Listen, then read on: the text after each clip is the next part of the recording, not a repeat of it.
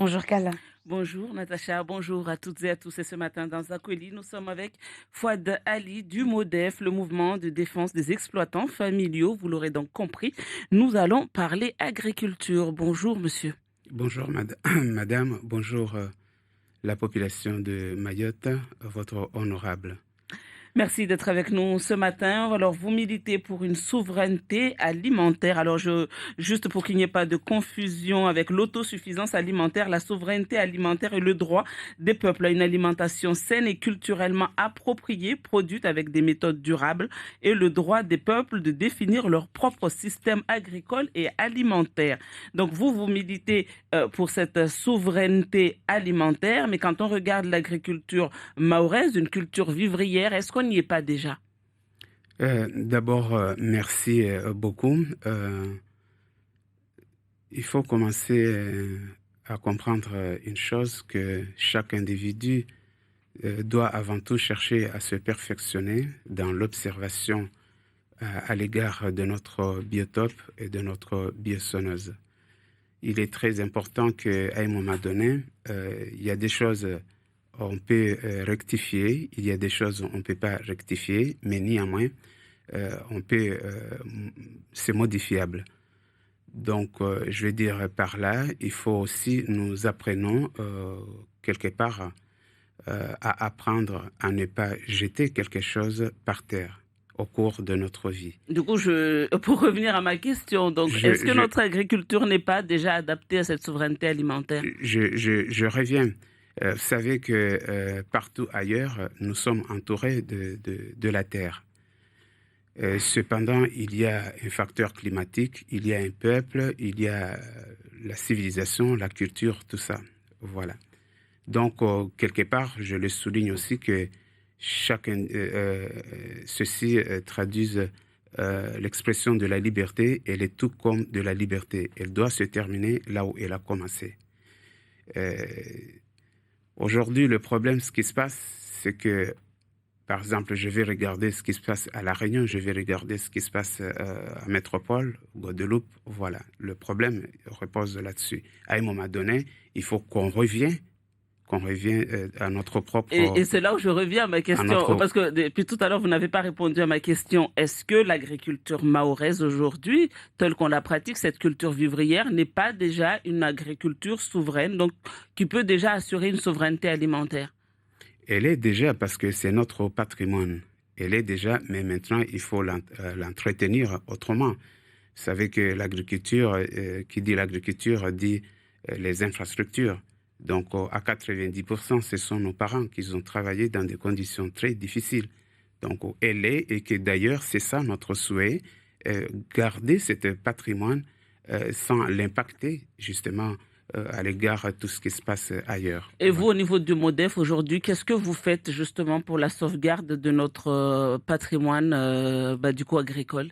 Mais notre objectif, justement, c'est là, voir tous le pouvoir public demander justement à nos députés qu'on puisse s'asseoir, qu'il y ait une assise, de formuler une demande pour pouvoir essayer d'intégrer les degrés qui va concorder effectivement à travers de nos techniques agricoles Est-ce ici à qu'aujourd'hui, on est Mayotte. obligé de passer par nos députés pour l'amélioration de l'agriculture? Quand vous dites que la plupart des exploitants aujourd'hui sont plutôt des membres de vos familles, donc on a des personnes, ça fait un petit moment qui pratiquent une agriculture plutôt, j'ai envie de dire, ancestrale.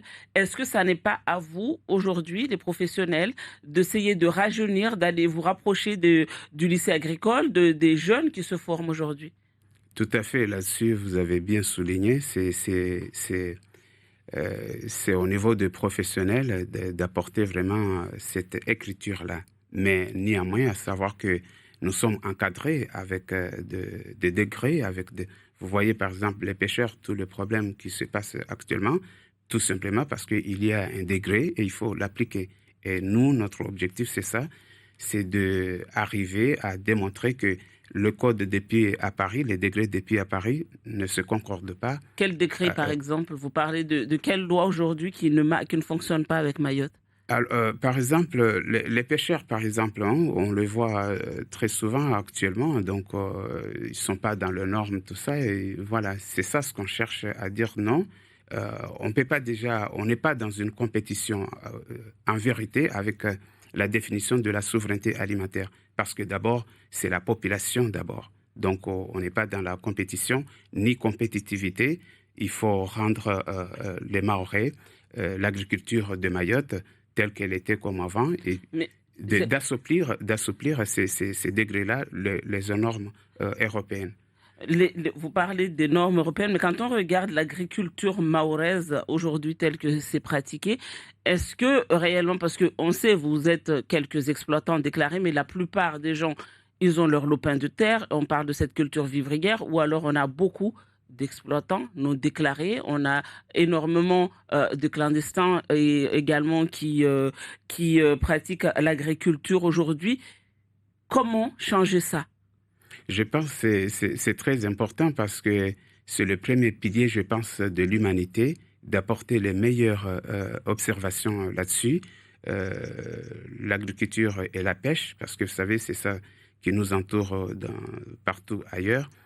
Donc si à un moment donné, on n'arrive pas et, et qu'on n'est pas sensible à l'égard de ces agriculteurs-là et de ces pêcheurs-là, bon, on va Du coup, toujours continuer. vous ne répondez toujours pas à ma question. Vous, aujourd'hui, votre proposition pour changer la situation actuelle de l'agriculture mahoraise, je parlais notamment d'énormément de personnes en situation irrégulière qui pratiquent l'agriculture, le maraîchage, énormément.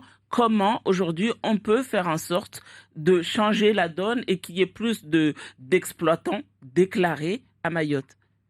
Ben, ça aussi, vous avez évoqué aussi la question de l'immigration, tout ça. Donc, à un moment donné, c'est vrai, il faut apporter une réflexe euh, adéquate à réfléchir comment il faut sortir de problèmes informels.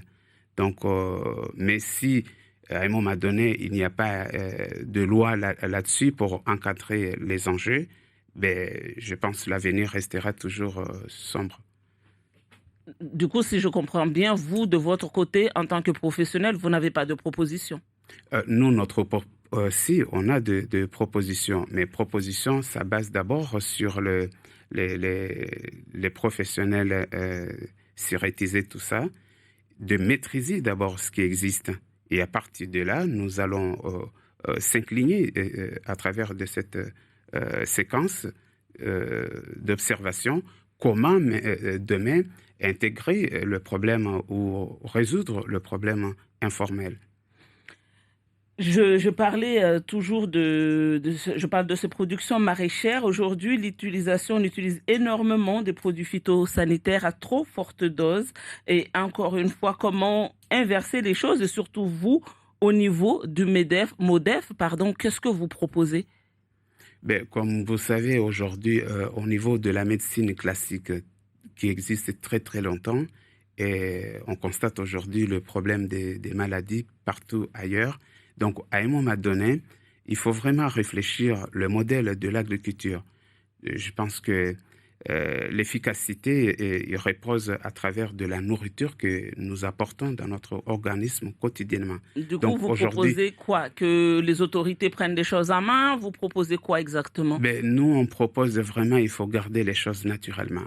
Oui, mais Moi personnellement, ça, tout le monde le sait, oui, monsieur, mais on sait très bien que c'est ce qui, beaucoup des exploitants, des maraîchers aujourd'hui ne le font pas. On les a vus, on en a parlé, on a vu avec les gouttes de tomates. il faut supprimer tout ce qui est phytosanitaire. Bah oui, Il mais faut les comment, supprimer. alors, il suffit pas de dire il faut aujourd'hui, comment supprimer ça? Est-ce que vous avez une démarche pour aller voir ces agriculteurs, ces exploitants pour leur dire non, il ne faut plus le faire? Est-ce que vous demandez aux autorités, vous demandez quoi?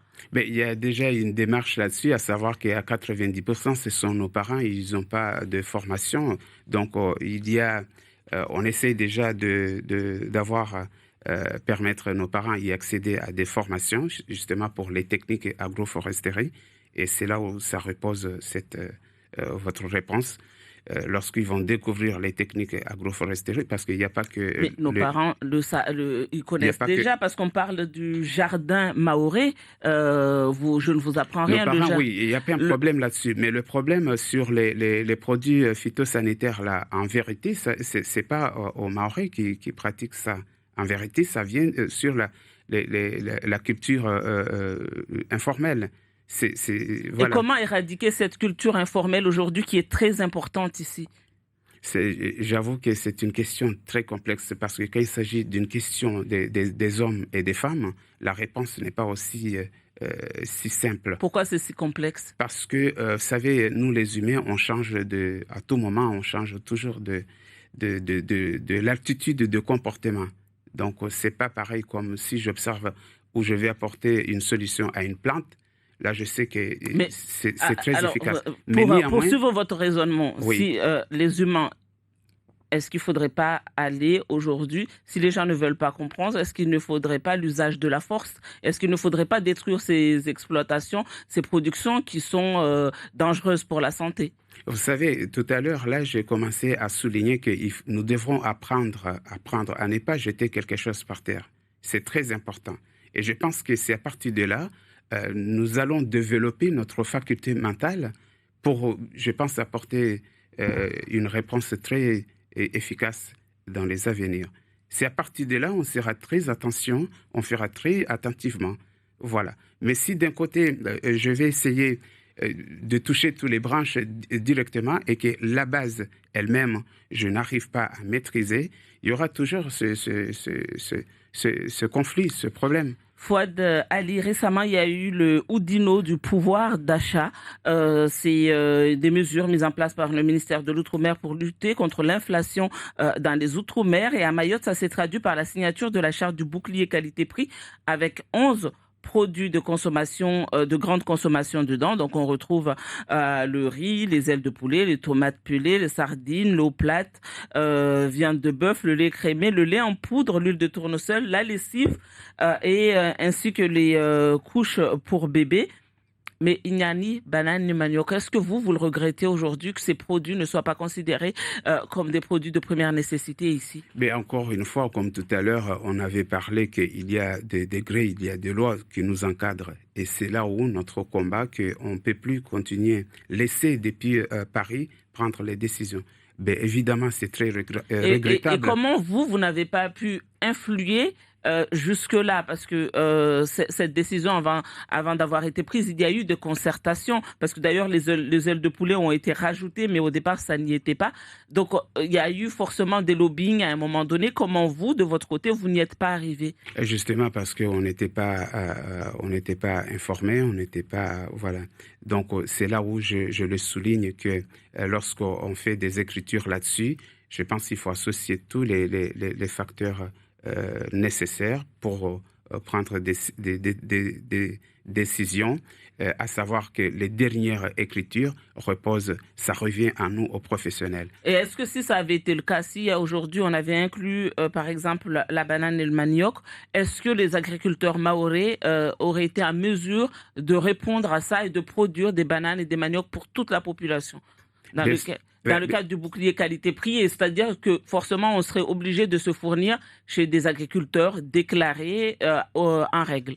Bien sûr, il faut pas avoir peur là-dessus. Donc il y aura cette garantie-là, parce que souvent on dit que nous aurons un problème d'alimenter la population parce que voilà, il n'y a pas de l'agriculture, tout ça, ça repose de l'extérieur par voie maritime et aérienne. Je suis confiant qu'on peut on peut maîtriser tout ça du moment que le projet, on le met en place. Mais ça veut dire qu'on va déclencher à construire ce qui est nécessaire, les infrastructures pour répandre l'agriculture. On parle aujourd'hui, on parle de souveraineté alimentaire et du côté du département, vous l'avez sans doute entendu, on parle d'importation de viande bovine, caprine et ovine de Madagascar. Vous en pensez quoi? Alors, ce n'est pas recevable parce que la définition de la souveraineté alimentaire, d'abord, c'est local. Donc aujourd'hui, vous êtes contre cette idée de vouloir importer de la viande qui vient de Madagascar? Madame, nous, vous savez, la première chose qu'on vit, c'est l'air. C'est l'air d'abord. l'alimentation, c'est un complément.